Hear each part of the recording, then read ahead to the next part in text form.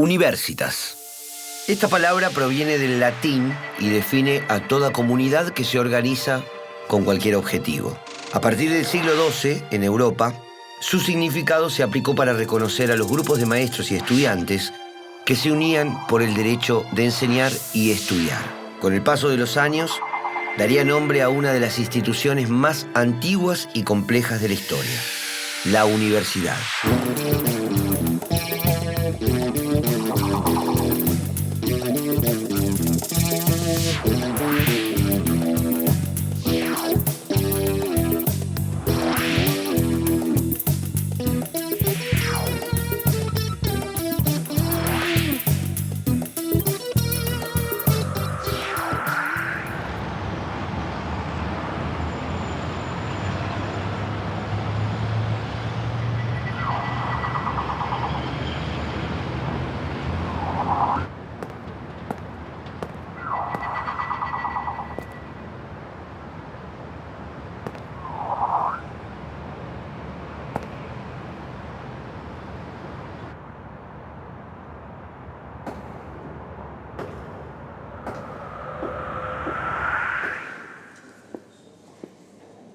El modelo de desarrollo económico en nuestro país durante los años 40 se pensó a través de la industria y eso demandó nuevos conocimientos.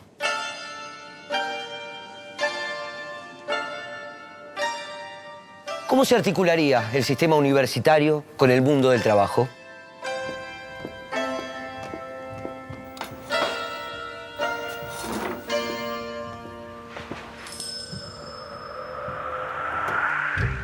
A principios de los años 40, el mundo todavía se conmocionaba con la Segunda Guerra Mundial, que dejaba una Europa devastada y con millones de muertos.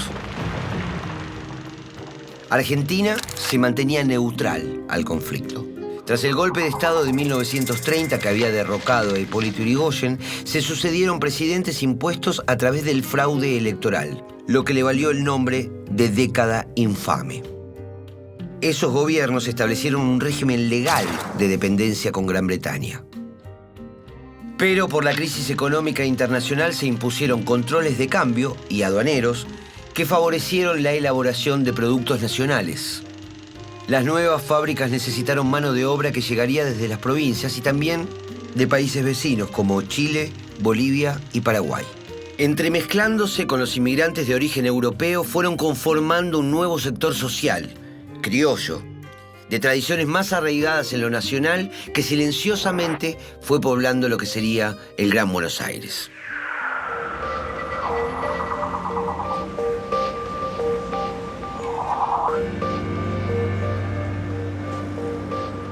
La vida universitaria durante la década infame se mantuvo dentro de las casas de estudio.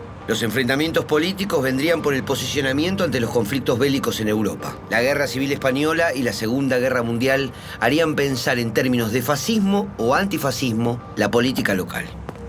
Los conservadores, pero también la izquierda y el radicalismo, estaban a favor de los aliados y presionaban al gobierno fraudulento de Ramón Castillo para que se pronunciara. Dentro del ejército se había conformado un sector de ideas nacionales que se oponía a la dependencia de Gran Bretaña y mantenía una postura de neutralidad respecto de la guerra. En 1943, un grupo de oficiales dio un golpe de Estado y designó presidente al general Arturo Rawson. Lo sucederían Pedro Ramírez y Edelmiro Farrell. La comunidad universitaria se opuso al golpe y durante ese año hubo intervenciones a las universidades autónomas y autogobernadas. Un caso relevante fue la intervención de la Universidad Nacional del Litoral por el católico integrista y fascista Jordán Bruno Genta, quien consideraba que la democracia era la antesala del comunismo. El cargo de interventor lo ejerció como un cruzado y provocó las cesantías de José Babini y Aldo Mieli. También hubo renuncias de profesores como Bernardo Husay. A principios de 1945 se dio la normalización que levantó las intervenciones y reincorporó a los cesanteados. Ese mismo año, la Conferencia de Rectores pidió que se convocara a elecciones generales. En tanto, había surgido una nueva figura política, el coronel Juan Domingo Perón, quien como secretario de Trabajo y Previsión había establecido alianzas con sindicatos y trabajadores. Por las diferencias internas en el gobierno militar, en octubre de 1945, Perón fue arrestado. El día 17, enormes masas de obreros salieron a la calle a pedir por su libertad y lograron también el llamado a elecciones. El 24 de febrero de 1946, Perón fue elegido presidente. A él se habían opuesto los demás partidos nucleados en la Unión Democrática, el embajador norteamericano Sproul Braden y gran parte del sistema universitario. Durante 1946, antes de la asunción de Perón, las universidades fueron intervenidas nuevamente. Muchos profesores decidieron renunciar. Sumados a los despidos se fueron 1.250 docentes, un tercio del total, incluidos varios integrantes de partidos de izquierda.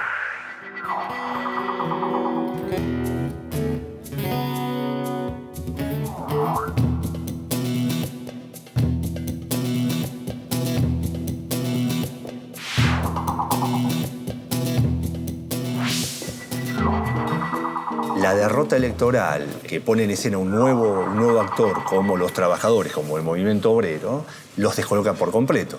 Consideraban estos intelectuales de izquierda que la clase obrera no podía haber votado a Perón, sino que tenía que votar a sus líderes naturales, sus partidos de clase, como podían ser el Partido Comunista o el Partido Socialista. El arribo de una gran sociedad de masas, un nuevo movimiento político de masas, con un liderazgo como el que lleva adelante Perón, es decir, lo lleva a redoblar los argumentos que se habían esgrimido en alguna medida contra Hipólito Yrigoyen.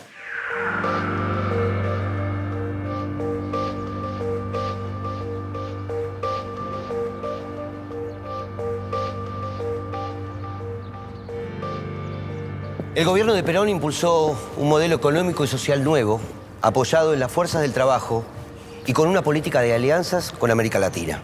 Para ello desarrolló un Estado fuerte y políticas que por algunos sectores fueron tomadas como intervencionistas. En las universidades se encontró resistencia. En un principio las intervino y prohibió las actividades en los centros de estudiantes.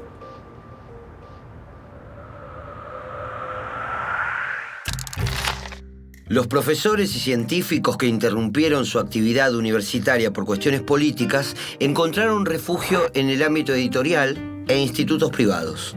Las editoriales Abril y Paidós contrataron a científicos. En la revista cultural Imago Mundi, dirigida por José Luis Romero, se nuclearon profesores y estudiantes que volverían a las universidades con el golpe de 1955. Bernardo Husay y Eduardo Braun Menéndez trabajaron en la Sociedad Argentina de Biología y Medicina Experimental y en el Instituto Católico de Ciencias. Al mismo tiempo, el gobierno impulsaba la investigación en otras áreas del Estado y en universidades de las provincias. Se crearon la Junta de Investigaciones Científicas y Experimentaciones, el Consejo Nacional de Investigaciones Técnicas y Científicas y la Comisión Nacional de Energía Atómica. Todo fue acompañado de normas que estructuraron el Estado de una nueva manera. En 1947 se instauró el voto femenino. En 1949 se sancionó una nueva constitución que en el artículo 37 instituyó los derechos del trabajador, de la familia, la ancianidad, la educación y la cultura. Su inciso cuarto plasmó el derecho a la autonomía universitaria. Ese mismo año se suprimieron los aranceles universitarios y los exámenes de ingreso en muchas carreras. La cantidad de alumnos prácticamente se triplicó en menos de 10 años y se produjo una gran incorporación de mujeres. Con las leyes 13.031 de 1947 y la 14.297 de 1954, el sistema universitario quedó regulado con autonomía, gratuidad, ingreso a la carrera docente por concurso y vinculado a los objetivos de gobierno que se trazaban en los planes quinquenales. En 1953 comenzó a funcionar la Universidad Obrera, que sería llamada de otra manera durante la Revolución Libertadora, y en 1959 se convertiría en la Universidad Tecnológica Nacional.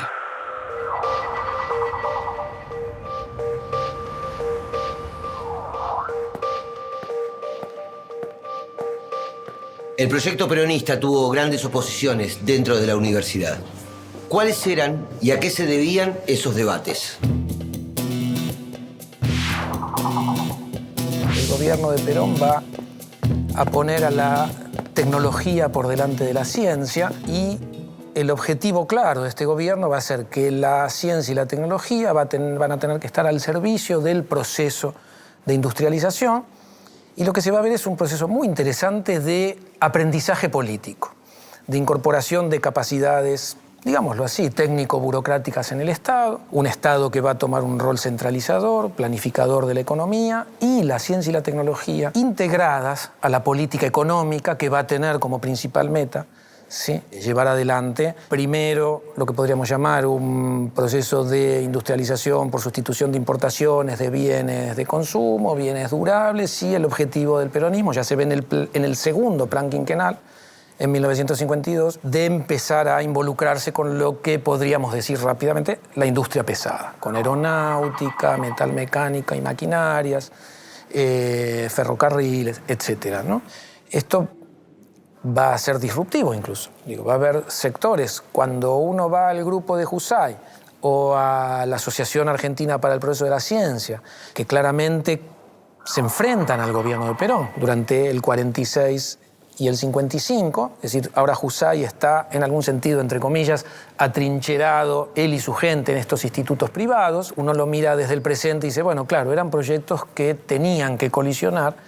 Husay promueve una ciencia, como se dice en la época, una ciencia fundamental o ciencia pura. Es transformado en el escenario internacional como víctima del peronismo. El New York Times, el Washington Post hablan de la tiranía del gobierno de Perón, es decir, no se acepta a nivel internacional que lo que está ocurriendo en la Argentina es una democracia. Y Husay se presta a este juego. Es una batalla interesante en donde se están jugando dos proyectos para la ciencia y la tecnología argentina. Por un lado, una tecnología y una ciencia que tienen que acompañar proyectos con el Estado detrás. Y del otro lado, una ciencia pura, fundamental, que cree que lo más importante son los estándares de calidad de producción de conocimiento y que eso significa entonces responder a las agendas internacionales. Hay una mirada muy ingenua de internacionalismo que se supone que la ciencia cultiva.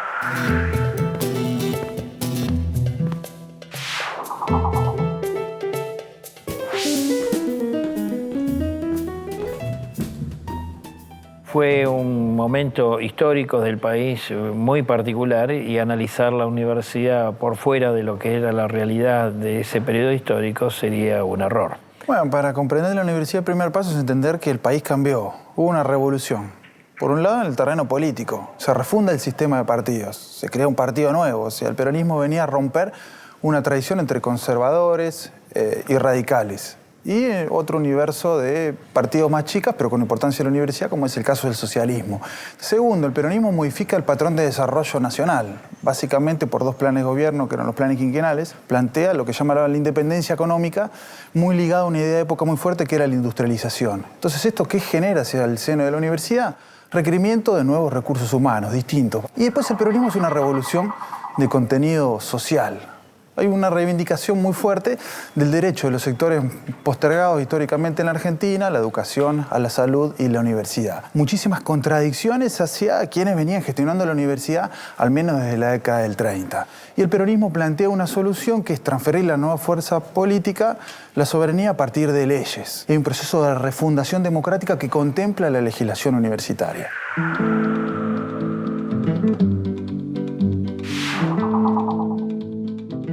Forman parte de la Fundación 5 de octubre de 1954. Entre otras publicaciones está Aquí Fuba, las luchas estudiantiles en tiempos de Perón. ¿Han sido protagonistas de la época? Bueno, sí, somos partícipes de una fundación que se hizo con la base de todas las personas que estuvieron presas en el año 54. Después de la huelga del año 54 se cerraron los centros de estudiantes y hubo una represión importante buscando a todos los dirigentes de cada una de las facultades. Así es que llegó a haber en Cuadro Quinto de Devoto cerca de 165 estudiantes presos. Y en la cárcel de mujeres alrededor de 18 o 20 compañeras nuestras. Yo podría decir que todo el movimiento universitario de esa época era enemigo del gobierno, porque como creo que se ha dicho acá, se había acabado la autonomía de la universidad. Todos los resabios de la reforma universitaria desaparecieron con la ley del 47. Entonces no había ni gobierno tripartito, ni autonomía, ni ningún tipo de independencia de los movimientos gremiales estudiantiles. Esos 7, 8 años hasta el 55, esquivando a la policía, diciéndolo concretamente. O sea, tenían dificultades de permanentes, de libertad de expresión. Totalmente, no podíamos publicar nada en ningún lado. Nos movíamos con volantes y con actos relámpagos que se producían en los lugares más transitados, muchísimo en la calle Florida. Se hacían reuniones el minuto que se había programado, se tiraban volantes, se hacían 2 o 3 gritos de consignas y después salíamos corriendo porque llegaba la... Entre ellos, Aquí Fuba. el grito de reunión era el Aquí Fuba. Aquí está Fuba, aquí. Y era una constelación de estudiantes de distintos orígenes ideológicos, políticos, humanistas, comunistas, anarquistas, radicales, socialistas. Inicialmente las agrupaciones estudiantiles estaban repartidas entre Acción Reformista, eran los jóvenes del Partido Comunista. Las agrupaciones reformistas integraban socialistas, radicales y muchos anarquistas, y algunos independientes. Después, en el año 51, se unen y se afilian los humanistas, que son los estudiantes católicos, no fanáticos, no fascistas, que tienen la diferencia con nosotros sobre el laicismo, nada más. En gran medida toda esa época está asignada por el conflicto de la guerra y de la guerra española. Para nosotros fue importantísima. Tanto que hasta las canciones del ejército republicano las hacíamos en las fiestas o en los asados. Algunos cantaban el Quinto Regimiento o el Carmela. En la cárcel se cantaban las canciones republicanas. Y, bueno, y por supuesto, era un movimiento que adhería absolutamente al sector aliado de la guerra. ¿Y qué tal era el cuerpo de profesores? Normal. Si sacamos el escudito con la cabeza de Evita, el resto era normal. ¿Pero estaban todos con la cabeza de Evita? Muchos. No, digo porque años más tarde, después del 55, a alguno de los profesores se los llegó dice Emilio Miñón en su trabajo política de la universidad, se los denominaba Flor de Saibo. Pero por lo menos en mi facultad en Derecho había algunos buenos profesores, se mantuvieron. Por supuesto, peleándose y cumpliendo las normas que les exigían.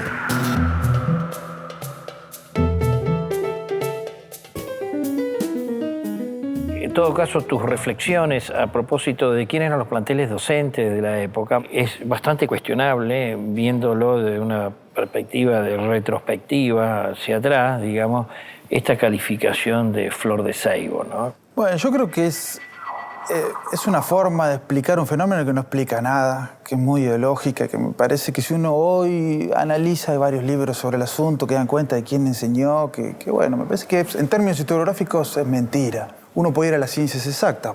Por ejemplo, Balseiro. En parte, el desarrollo de la energía atómica en Argentina se le debemos a Balseiro. Balseiro era docente en esa época. Uno dice en el terreno del derecho, buena parte de los derechos sociales modernos se los debemos a Arturo Enrique Sampay. Era docente de esa generación. Uno dice la medicina en la Argentina, en buena medida se lo debemos a Ramón Carrillo. Fue docente en el año 45 y en el año 46. Entonces me parece que esto es interesante discutir con la tesis de la historia oficial de que el peronismo fue solo ruptura. No, fue ruptura y fue continuidad.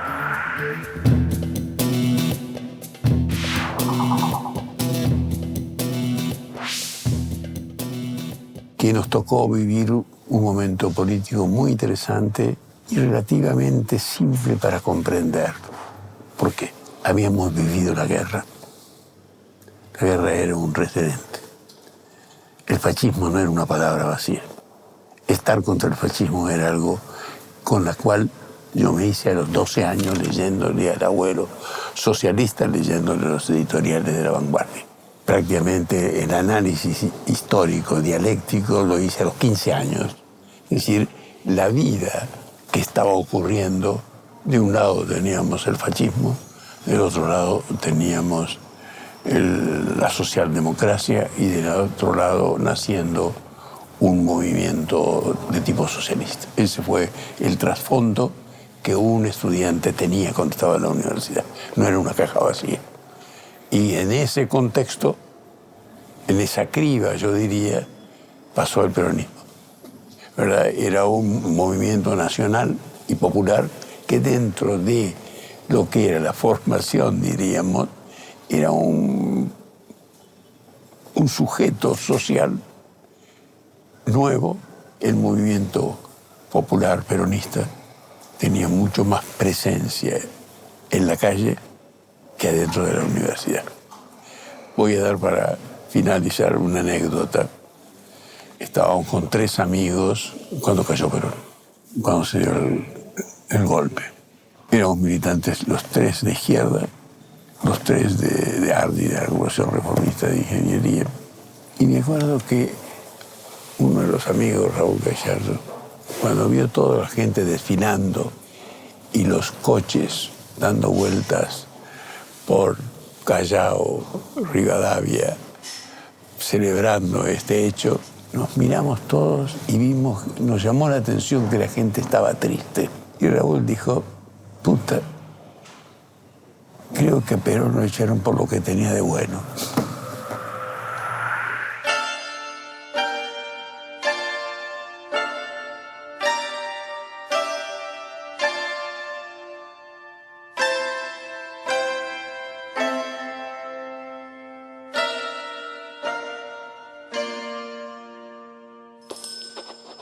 Si hay un sujeto que representa la fuerza social del peronismo, es el trabajador.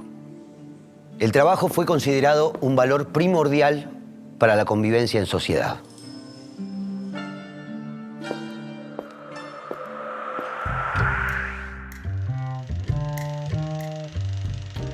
En un país que buscaba industrializarse, se crearon escuelas técnicas de nivel medio que ofrecían formación calificada para la industria y se conformó la Universidad Obrera Nacional. Allí podían concurrir trabajadores de fábrica con experiencia o quienes hubieran estudiado previamente en una escuela técnica. Los horarios se adaptaron especialmente para los obreros. Sus planes de estudio proponían especialidades como las instalaciones eléctricas, la construcción mecánica, los automóviles y la industria textil. Se obtenía el título de ingeniero de fábrica.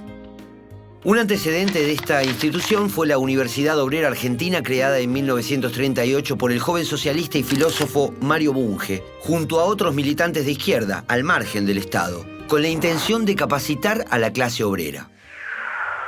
En otras provincias como Tucumán o Mendoza, las universidades acompañaron los objetivos de los planes quinquenales y sus logros persisten aún hoy. ¿Cómo fue esa experiencia?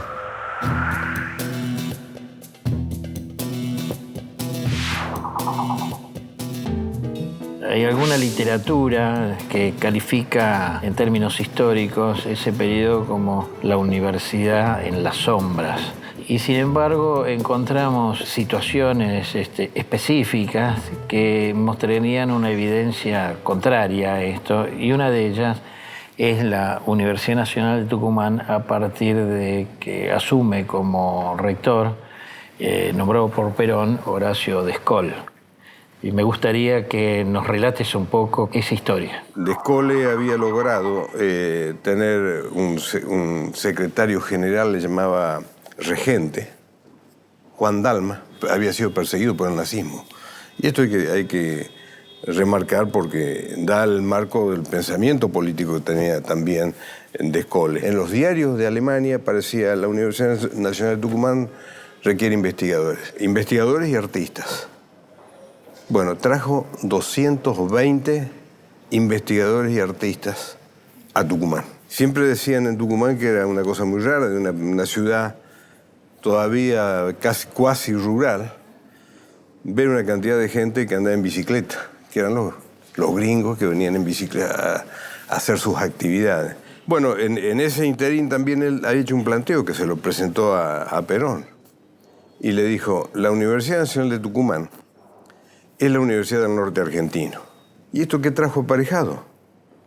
Vos sabés bien, porque has tenido participación en ello, las universidades de Jujuy, Santiago, Salta, Catamarca, Resistencia, Catamarca, fueron hijas. Eran institutos de la Universidad de Tucumán, fruto de esa visión que tenía Descolle de generalizar a toda la región el tema. Y bueno, cada uno con el tiempo fue tomando sus propias dimensiones. En términos de unidades académicas también progresó muchísimo la universidad, y en términos también de profesores de reconocido prestigio que se formaron en esa etapa. Porque si es una universidad en la sombra, quiere decir que es una universidad mala, pero resulta que la Universidad de Tucumán en ese periodo descollaba.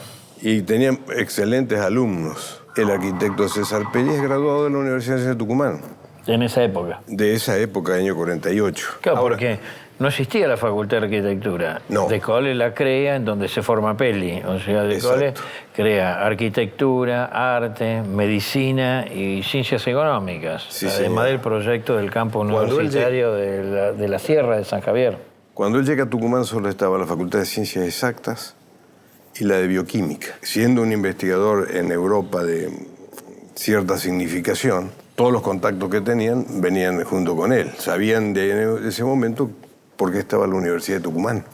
Lamentablemente, al llegar al 55, viene el corte abrupto, donde todo por haber sido cualquiera de los profesores o investigadores, por solo haber sido profesor en la época de Perón, los echaron, los de Santiago, lisa y llanamente, a todos. Lamentablemente, porque era un capital humano de mucha envergadura que teníamos en Tucumán, ¿no?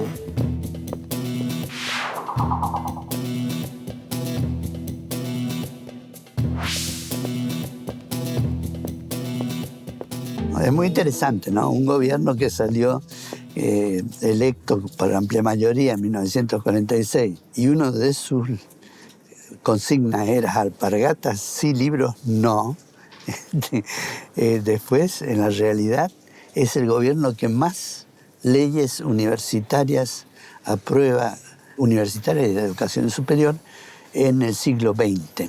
En 1940 aparece en la vida de nuestra universidad un personaje muy interesante, que es el primer rector peronista de la universidad, el doctor Ireneo Cruz, graduado de la UBA, profesor de griego.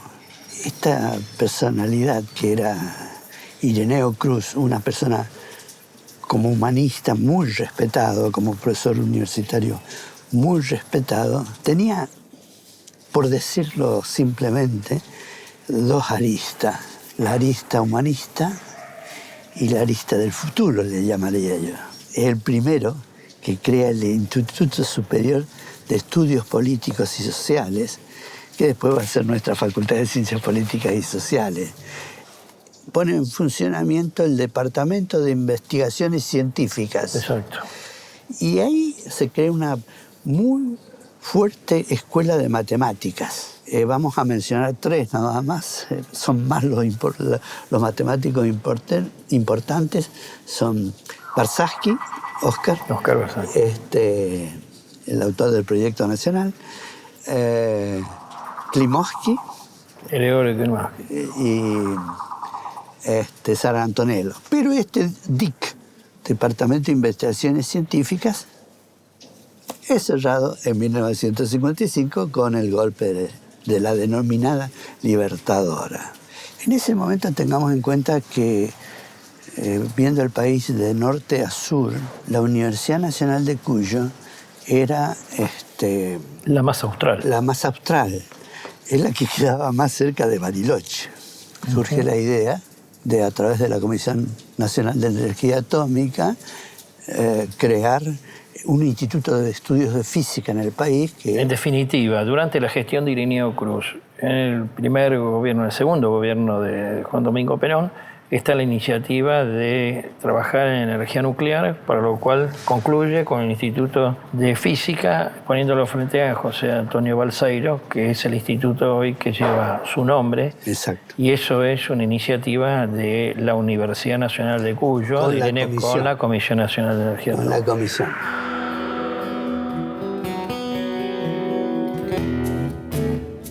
Y cuando uno lo mira retrospectivamente, da un poco de nostalgia haber perdido este impulso y este proyecto institucionalizador de este primer peronismo, porque efectivamente cuando cae Perón, el grupo de Jusay va a aparecer en escena con el gobierno de facto como el grupo que en algún sentido se embarcó y enfrentó a la tiranía peronista, y va a ser premiado, entre otras cosas, con el proyecto de CONICET. Se le va a pedir a Bernardo Jusay que elabore un proyecto para un Consejo Nacional, se va a desbaratar la Dirección Nacional de Investigaciones Científicas y Técnicas, el personal administrativo y los bienes materiales van a pasar a conformar lo que va a ser el CONICET, y se va a crear el CONICET con la firma de Aramburu y Rojas en el estatuto, en el decreto de creación. Y el CONICET se va a crear bajo la óptica o la perspectiva de ciencia pura, ciencia fundamental,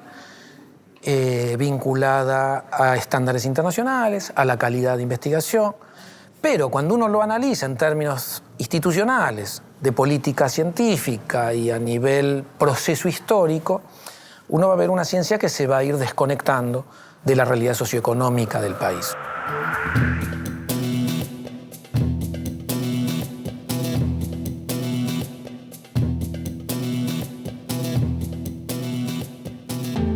Y en general todo ese movimiento que estaba en fuga y con las distintas impresiones se pronunciaron a favor de la Libertadora. De la Libertadora. Sí, sí. Directamente se expresaron de forma directa.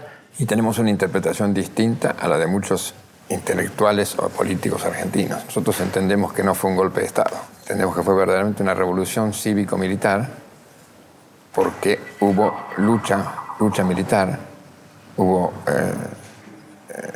tropas que fueron a la calle. Sí, hubo muertos también. Hubo muertos, se peleó, amenazó con destruir las destilerías, copamiento de radios. Y la cosa más importante es que se crea la Junta Consultiva, que no es vinculante lo que resuelva, pero era un apoyo y un asesoramiento al gobierno. Esa es una discusión muy larga que tenemos siempre. Y con los mejores políticos, de ese momento, ¿no? Mucho más, digamos, si nos proyectamos ya al 56 y algunos fusilamientos, sí, como claro. Valle, etcétera, ¿no? Lo de Valle fue un problema militar exclusivo, pero lo que deteriora la imagen de la Libertadora fueron los fusilamientos de José León Suárez. El José León Suárez, claro. Troller. Eso no es justificable.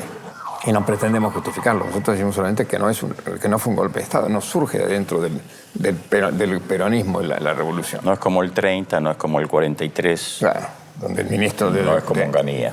Como el ministro de Guerra, en general, sale a hacerle el golpe de Estado al presidente. Esa es una interpretación más jurídica, pero es así. Sí, apoyamos a la Libertadora, sí.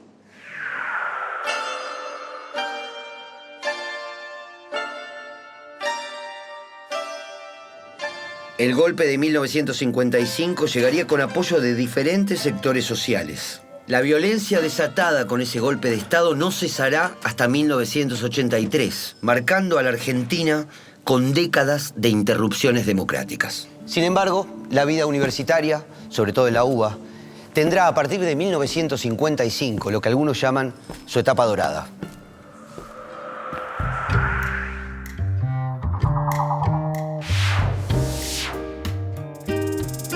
El cambio fue brutal. En el 55 la universidad, a partir del 55 y de la universidad reformista que presidió primero José Luis Romero y enseguida Ricieri Frondizi, ya electo por sus pares, tuvo un cambio en lo pedagógico, en lo institucional, en lo cívico, pero fundamentalísimo. Nuestro país entendió que tenía que crear universidades privadas en el mismo momento que entendió que tenía que crear el INTA, en el mismo momento que entendió que tenía que crear el CONICET. El INTA y el CONICET son creaciones del gobierno militar. Ahora bien, en la presidencia de Frondizi se preserva el INTA y se lo desarrolla, se preserva el CONICET, y el presidente fundador del CONICET, el doctor Jussey, integraba la comitiva presidencial en los viajes al extranjero para llevar el pensamiento científico y tecnológico del país. Todo esto es una transición de una universidad donde había muy poca investigación, como la conocemos hoy, digamos, con profesores que tienen grupos de investigación activos en las universidades, en la facultad. Esta es la etapa de crecimiento, todos muy entusiasmados, todos con una utopía, una mirada utópica hacia el futuro, es decir, todo era construcción hacia adelante, digamos. Hasta el año 66, el funcionamiento de la computadora tenía varias patas. Por un lado, era la computadora y el instituto de cálculo del cual dependía la computadora, si bien dependía del departamento de matemática, era como la columna vertebral de la futura carrera de computación que se creó en el año 63.